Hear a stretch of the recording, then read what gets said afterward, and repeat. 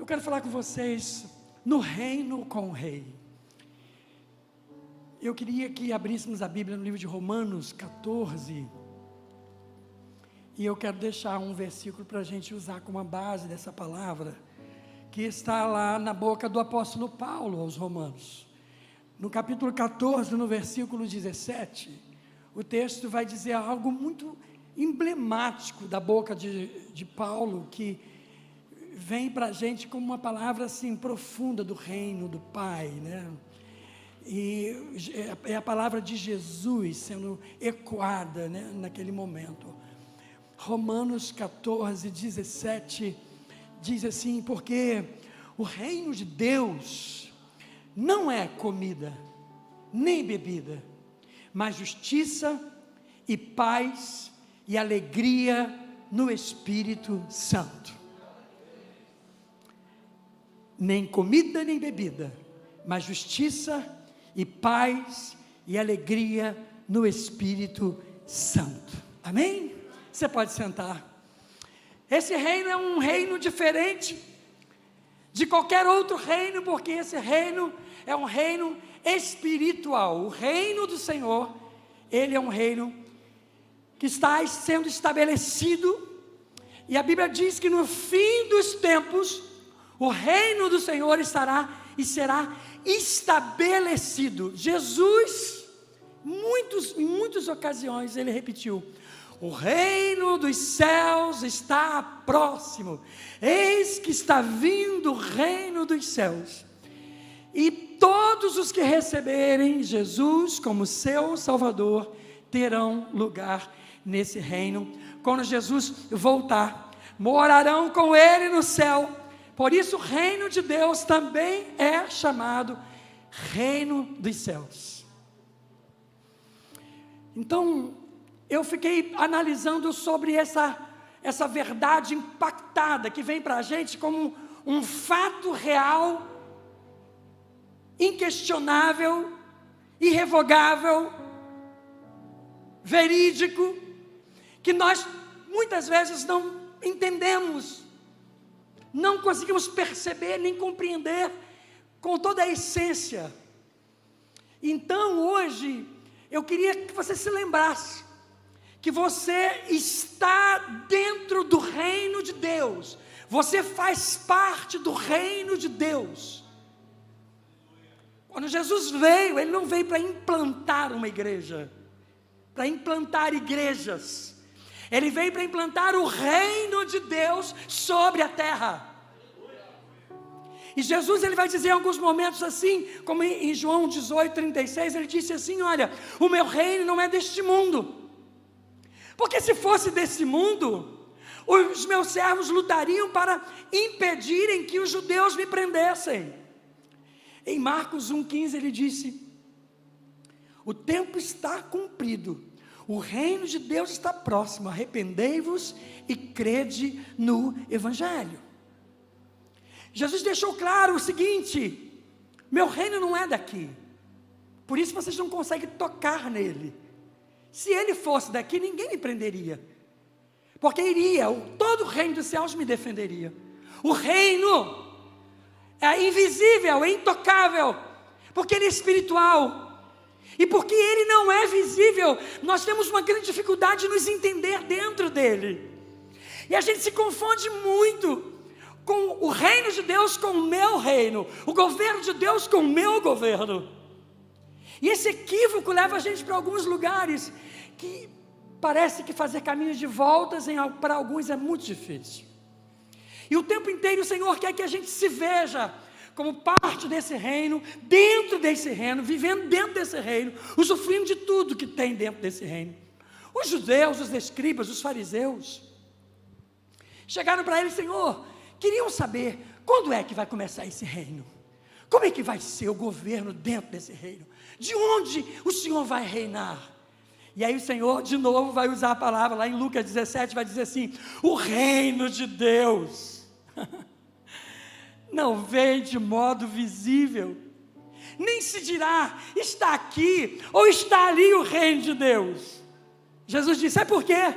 Porque o reino de Deus está no meio de vós. E aí, Jesus quis que nós entendêssemos que a gente precisa de querer compreender racionalmente aquilo que só pode ser entendido pela fé. Nós somos tentados a querer provas, avaliar fatos, para finalmente crer. Só que o Senhor está dizendo para a gente: olhe com os seus olhos da fé, viva dentro do meu reino, porque o meu reino é intocável, mas eu estou entre vocês e vocês estão comigo. Lá no livro de Mateus ele vai dizer muitas vezes sobre o reino. Ele diz assim, Mateus 6:33, busque em primeiro lugar o reino de Deus e a sua justiça.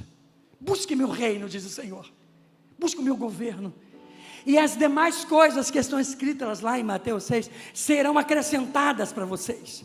O Senhor quis dizer assim: eu sei que você quer muita coisa, eu sei dos seus interesses humanos, eu sei das coisas que são importantes para a tua vida, e sei que você gasta muito tempo buscando-as. Então Ele quis dizer assim: você pode fazer essas coisas todas, mas preste atenção, eu vou te dar uma receita. Busque o meu reino em primeiro lugar, e tudo aquilo que para você é muito interessante, necessário, eu vou acrescentar para a tua vida.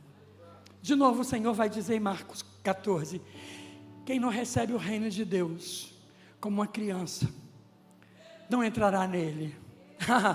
Aí Jesus quase que chamou a gente assim: olha só, sejam mais inteligentes, porque precisa ter uma mente pura e simples para compreender o que eu quero dizer para vocês. Vocês complicam muito. Jesus tinha uma necessidade de explicar, porque parece-me que a nossa tendência humana é complicar, é usar argumentos enormes e grandes. E Jesus disse assim: só simples e puramente entenda como uma criança entenda. E se você for como ela e pensar como ela e ver o reino de Deus, assim você entrará nele. E de novo em João 3 ele disse: ninguém pode ver o reino de Deus, ninguém pode ver o reino de Deus se não nascer de novo. Irmãos, o reino de Deus é o lugar onde Ele única e exclusivamente, solitariamente governa. O Senhor não vai dividir coisa alguma com qualquer um. O Senhor precisa ter o total domínio da minha vida. Ele quer que eu diga para Ele: Senhor, ok, pode falar, dê as ordens e eu vou cumprir. Estar dentro desse reino é entender que é muito mais. E Jesus disse, e foi dito aqui na boca do grande apóstolo: não é comida, não é bebida, isso satisfaz demais a gente, e isso nos completa enquanto seres humanos e enquanto terrenos. Mas o Senhor queria que entendêssemos que além do humano, o sobrenatural, o espiritual, ele precisa ser buscado por mim, porque a partir de dentro, a partir do que acontece aqui, eu vou viver toda a periferia da minha vida com sucesso, com alegria, com prazer. Precisa começar, o entendimento tem que ser aqui de dentro. Você faz parte do reino de Deus. Aí a gente pergunta: mas então peraí, o reino com o rei não é comida nem bebida? Não, não é. E nós degladiamos-nos, nós combatemos, nós queremos as nossas justiças, porque nós queremos os nossos direitos, e vamos atrás deles piamente, fortemente, porque a gente deseja ser satisfeito, e a gente luta por isso. Enquanto a gente luta pelas coisas temporárias, que vão acabar muito em breve, o Senhor está nos chamando a atenção para algo que é permanente, é duradouro e é eterno. Quando a minha vista estiver fixada no que é eterno, eu farei as coisas temporárias com excelência, mas elas não ocuparão o primeiro lugar na minha vida.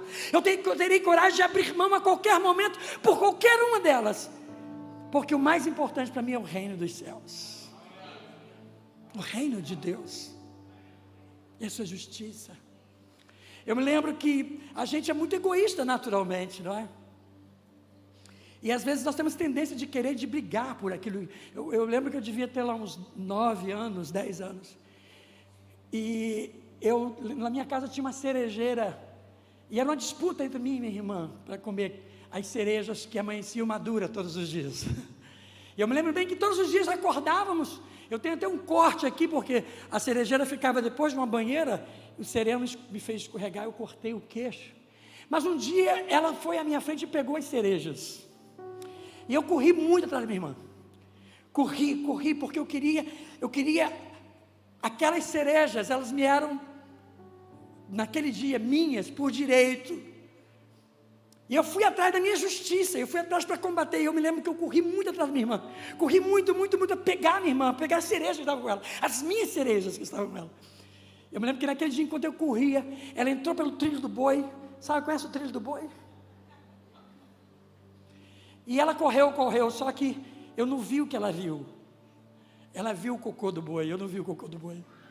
Ela pulou no cocô do boi, eu não pulei, eu caí de cara no cocô do boi. Eu voltei com a cara verde para casa. Cheguei em casa, minha mãe quase ainda me deu uma surra, porque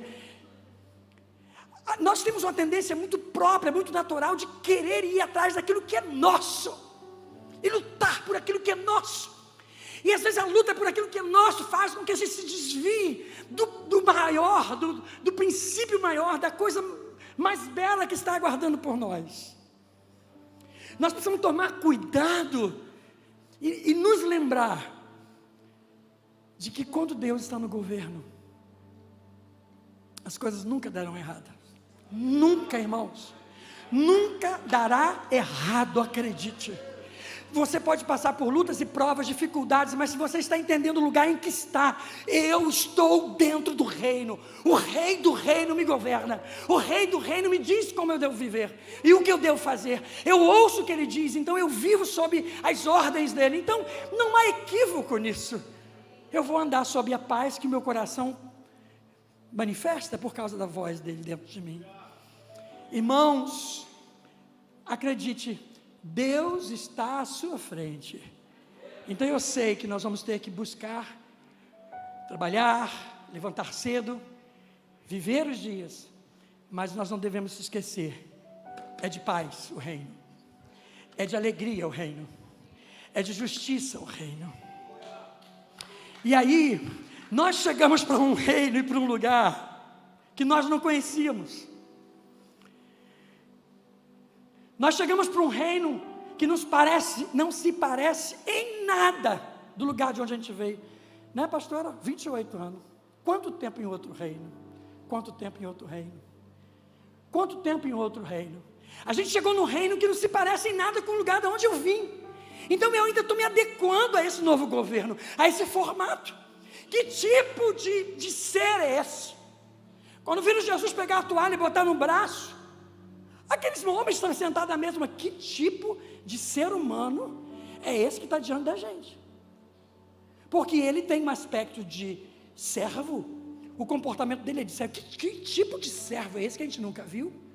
Que pega a toalha e vai cuidar do meu pé? E vai me lavar? Por quê?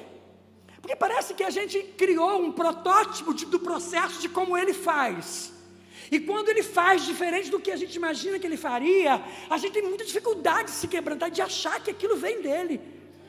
Só que Deus, Ele te ama e Ele cuida de você. Veja bem, tem coisas que você nem vai orar, e Deus vai te dar. Tem coisas que você vai sonhar naquelas primeiras horas quando deita na cama, e Deus vai te dar, e você, meu Deus, eu nem orei por isso. Será que isso é de Deus mesmo? É de Deus, porque você é de Deus, você está dentro do reino de Deus, e Deus está por trás de tudo que você pensa, Deus está por dentro de tudo que você pensa e sonha.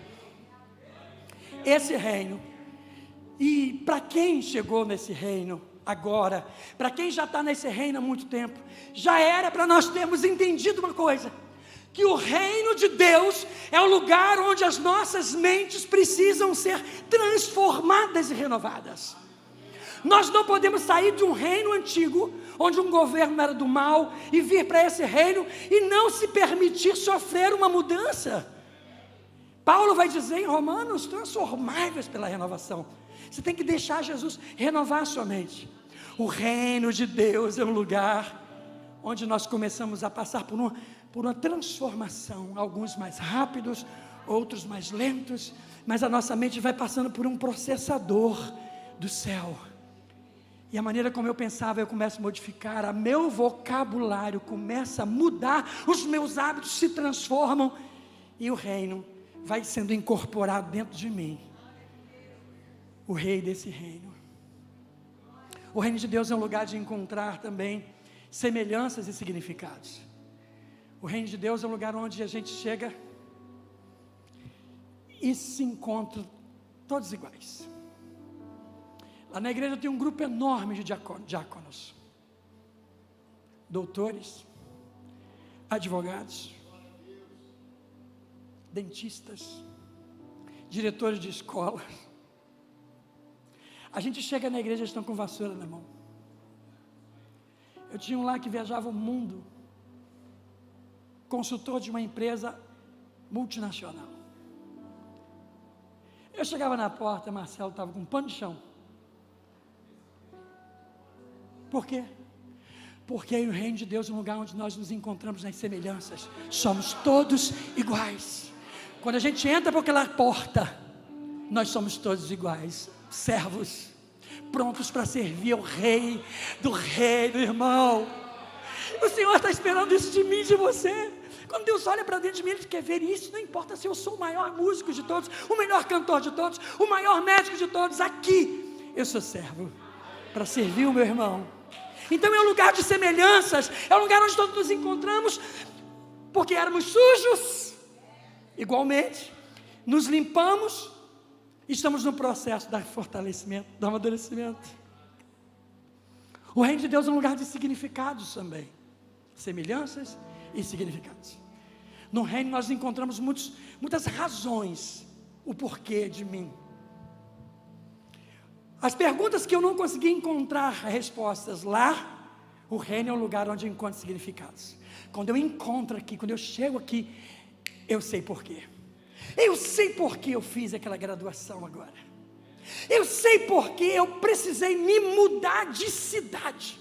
Eu sei porquê você começa a se dar conta de que Deus une propósitos. Deus nos leva daqui para lá, tirou lá de Pedresópolis, né? Eu estava olhando ali, olhando para os pastores, falei, Senhor, vieram de tão longe, né? Nem conhecia essa terra. O reino de Deus é um lugar de significados, onde Deus nos move. Eu costumo dizer que nós precisamos estar prontos para ser a emergência de Deus. Deus nos usar para emergências. Deus precisa de saudar uma emergência que está acontecendo com o servo dele aqui no centro de Tanguá. Aí Deus, deixa eu ver qual é o meu servo que está mais perto. Opa! Márcio. Pneu do Márcio fura. E Márcio tem que parar. Por quê?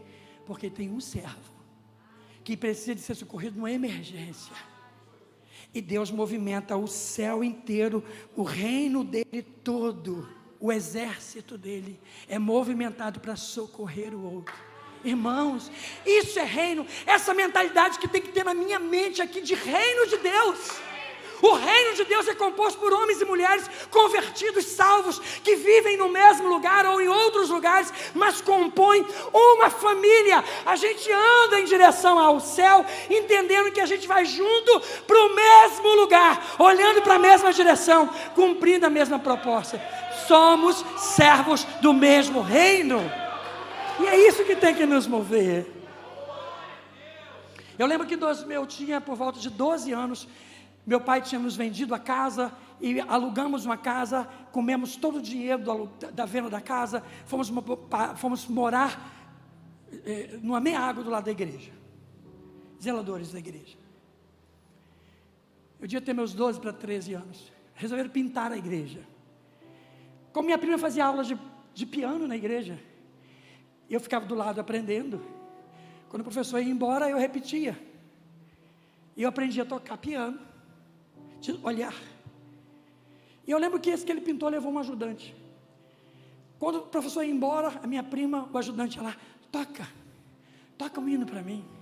Ele sentava naquele piano lindo na igreja e tocava. Ficou meu amigo. devia ter uns 18 anos. Amigo. Ficamos amigos ali, ele pintando a igreja, morava ali. Ele resolveu que ia embora para Minas Gerais e pediu, deixa eu levar o Edmilson para passar uns dias lá na nossa casa em Minas, conhecer minha família e mamãe. Claro que não, óbvio que não. Imagina, não. Ok. 6 anos depois eu fui para o Sul estudar. 6 anos depois, Deus me chamou para a obra missionária. Eu saí do Rio, fui morar 6 anos no seminário de regime internato, lá no sul do Brasil. Fiquei 6 anos lá. 6 anos depois desse fato.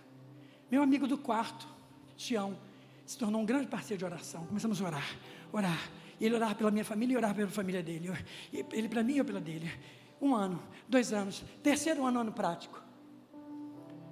Fui eu a Minas Gerais, passar os primeiros 15 dias na casa do Tião, porque eu ia para a Igreja Batista fazer o meu ano prático.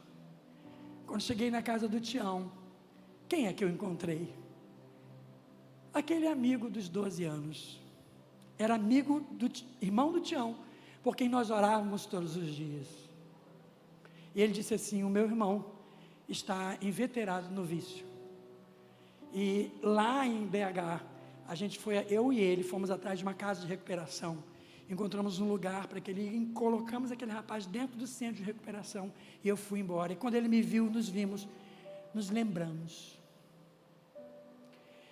dos significados daquele encontro.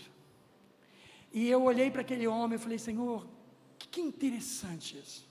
9 anos depois, 9 anos, eu começo a orar por uma pessoa que fez parte da minha história, mas teria que ser eu, a emergência do Senhor na vida dele, 9 anos depois.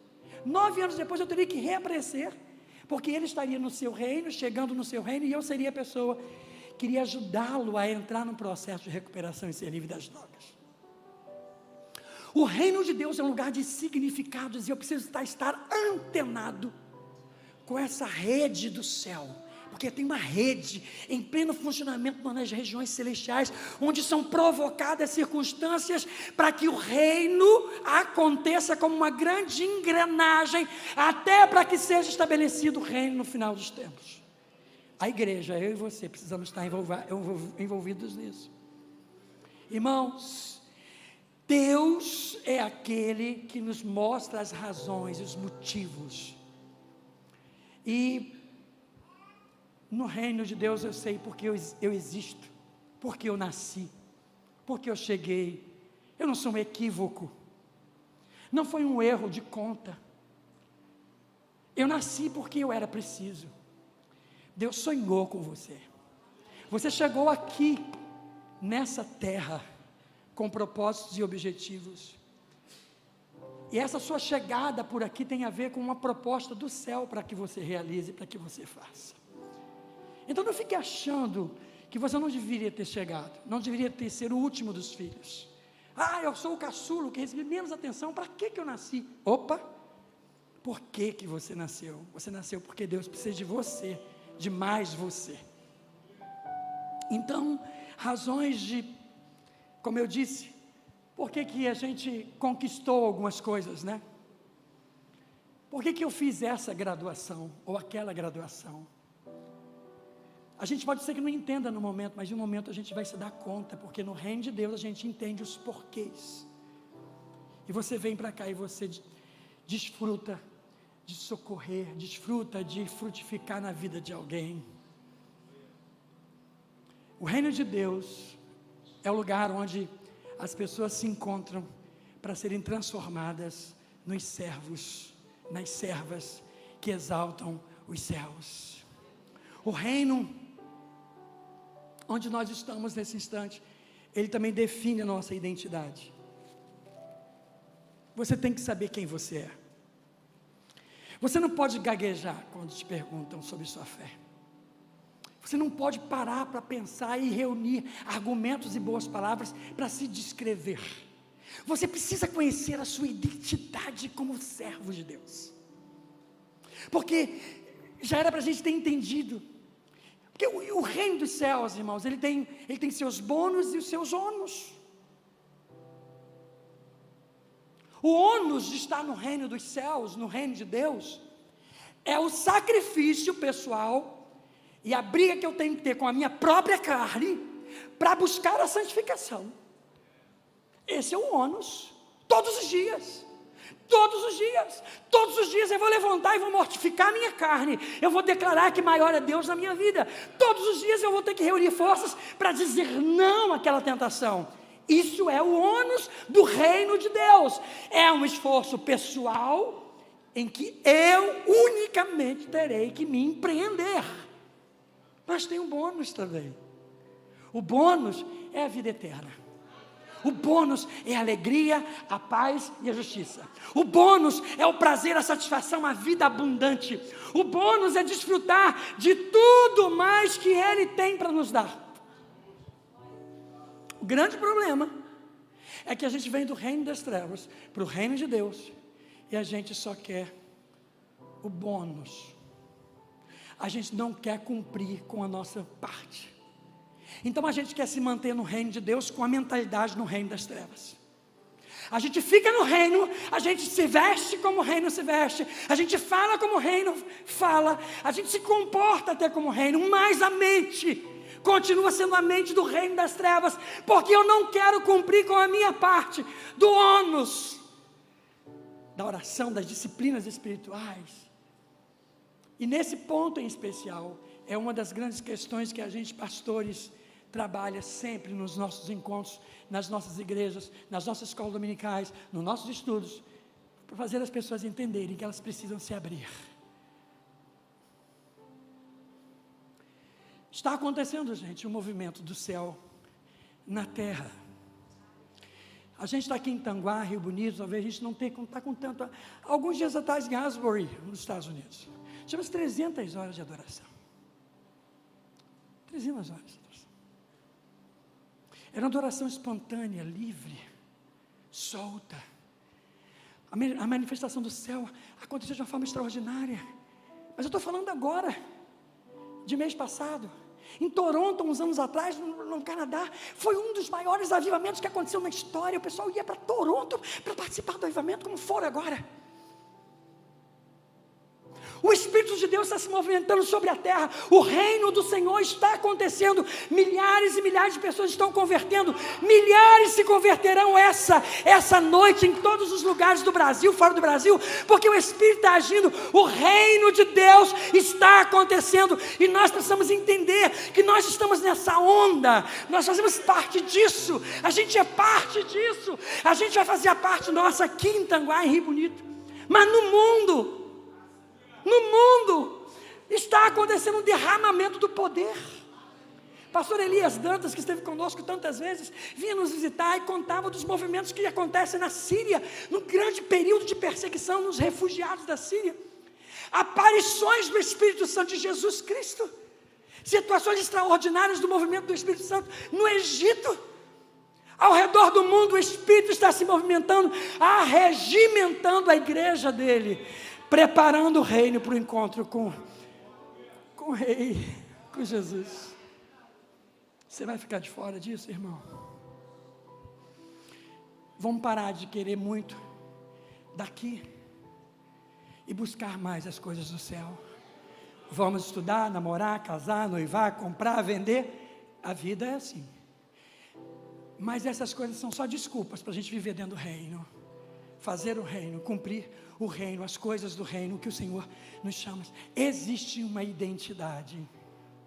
Essa identidade é de quem eu sou dentro desse lugar. Porque o reino está dentro de mim. O reino está dentro da igreja? Não. É a igreja que está dentro do reino. Às vezes, há igrejas que pensam que ela é o reino de Deus. E quando a igreja não tem um chefe do reino dentro dela, a gente tem que fugir dela. Porque a igreja, ela está dentro do reino de Deus. Então ela cumpre o propósito do reino de Deus. E dentro desse propósito do reino de Deus, eu tenho que entender que seja feita a vontade. Não é assim? Venha o teu reino, seja feita a tua vontade. Venha o teu reino na minha casa, venha o teu reino no meu casamento, venha o teu reino na minha empresa, venha o teu reino nessa cidade, venha o teu reino e seja feita a tua vontade. Irmãos, a vontade do Senhor. Como nós fomos construir a igreja de Rio Bonito, a gente pagou um engenheiro, fez uma planta magnífica, uma planta, ele demorou para ficar pronta aquela planta, cara a planta, fizemos a planta, agora vamos orar, a gente reuniu 5 horas da manhã os líderes na igreja, 5 horas os líderes se reuniram para orar, aí Deus falou assim, rasga essa planta. Eu falei, como assim, Senhor? Peraí, Deus mandou rasgar a planta, porque não vai ser desse jeito. Senhor, não vai ser.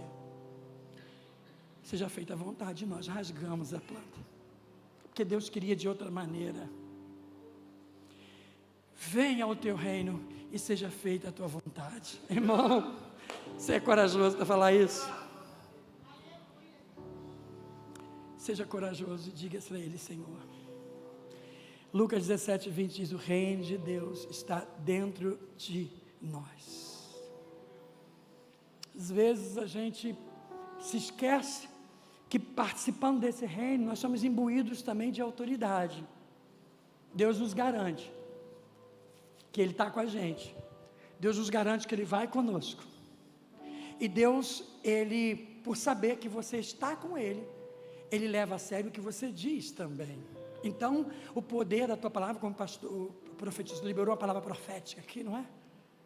Essa voz profética, ela vai encontrar um coração que a aceita, e quando esse coração aceita, acata, e o Espírito se movimenta no cumprimento dessa palavra, naquele coração que acatou, e aquilo que você fala começa a ser algo verdadeiro que vai acontecer. Por quê? Porque você está dentro de um lugar, você está dentro de um governo, de alguém que anda pelos seus pensamentos, que confirma as suas palavras são parecidas com as dele, os seus pensamentos são parecidos com os dele, o seu comportamento é parecido com o dele. Então, já que a gente tem muita coisa em comum com ele, ele vai dizendo, eu vou abalizar aquilo que ele está fazendo, aquilo que ele está falando, porque ele está comigo, eu estou com ele. E aí você começa a usar da autoridade com teu filho, com a tua filha, com teu até com teu cachorro você usa autoridade, e dá certo.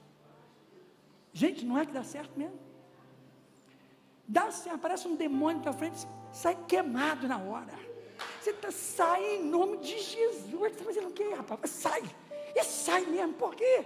Está cheio da autoridade do céu, porque você está dentro de um reino que tem um governo. Você só é um súdito obediente, fiel. Às vezes a gente olha para algumas pessoas e, mas será que tem autoridade? Irmão, a gente faz um juízo rápido, né? Conclusivo, porque o julgamento é diferente da análise, né? A análise, ela te dá as opções de erro, né? Mas o julgamento é conclusivo. Você julga e conclui e pronto, bate o martelo sem descer a pessoa.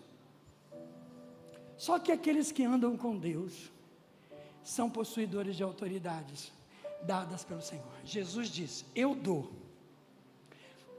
autoridade para você. Dá, Senhor, dou. Qual? Para expulsar demônio, para curar enfermo, para ressuscitar mortos, para se comer alguma coisa mortífera não te fazer dano. Eu dou para você. Você quer? Eu dou para você. Então, peraí, então eu faço parte do teu reino, o Senhor me dá autoridade. Isso mesmo, é desse jeito, é simples, ônus e bônus. Cumpre a tua parte, eu cumpro a minha, eu dou para você. Meu irmão, aí você sai daqui arrebentando tudo. Por quê? Porque você recebeu por direito.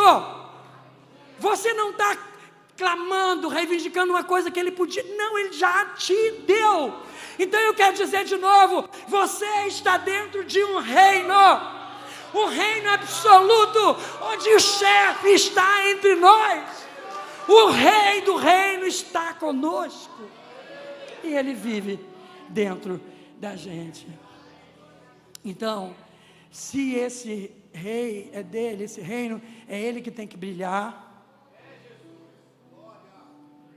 a honra dele, a glória dele. Catherine Kuhlman foi uma das mulheres avivalistas mais poderosas da história. Catherine Kuhlman, ela pregava e milhares de pessoas eram curadas. Um dos livros dela, autobiográfico, diz que Catarina, depois de um desses eventos, ela ficava por horas trancadas dentro de um quarto, para que ninguém entrasse.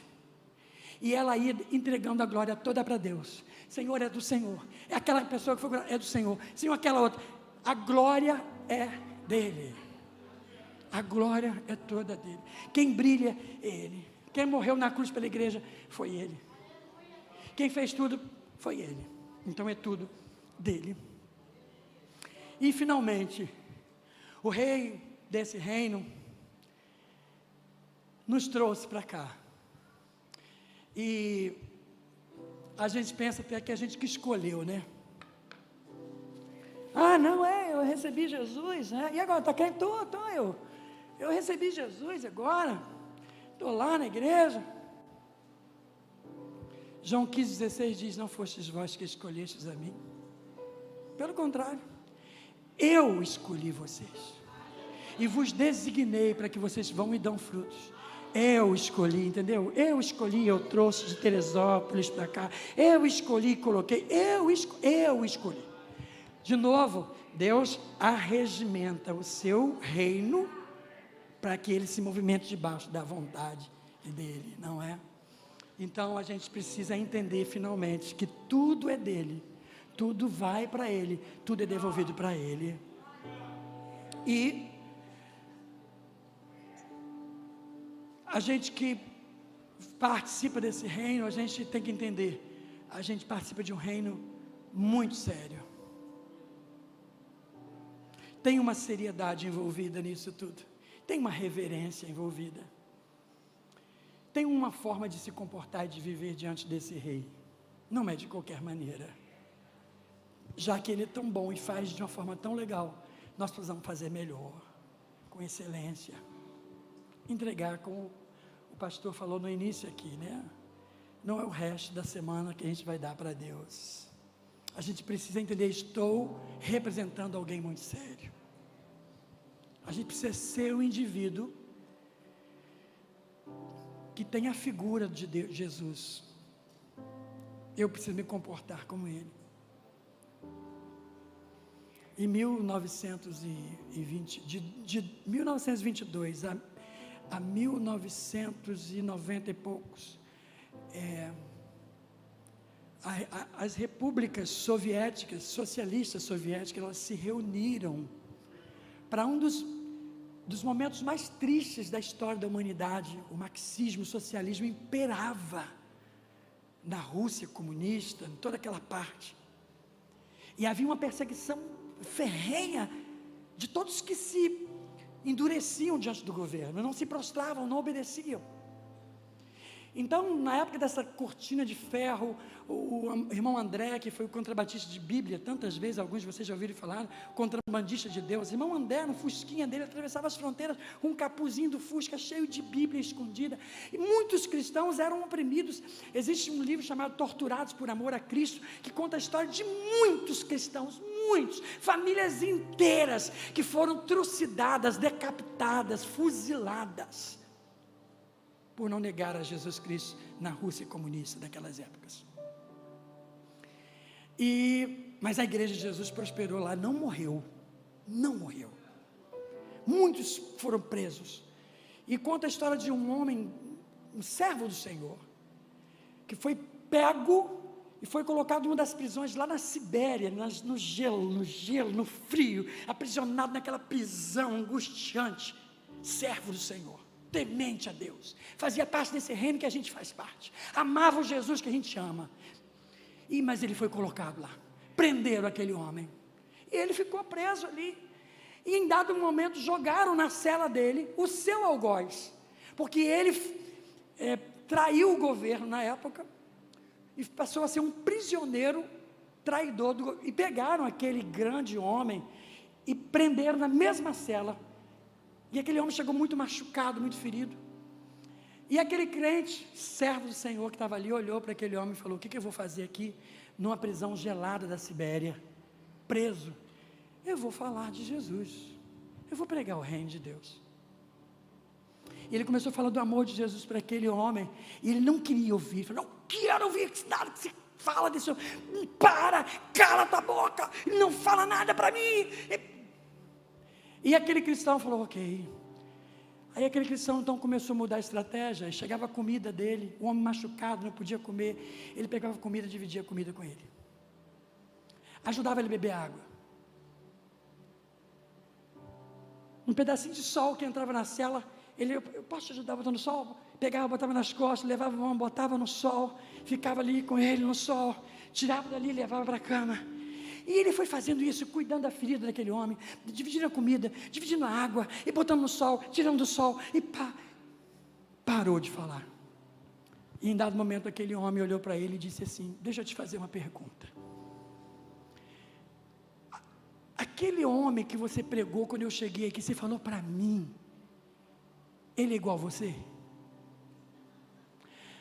Aí ele falou assim, não, ele é melhor que eu. Melhor que você?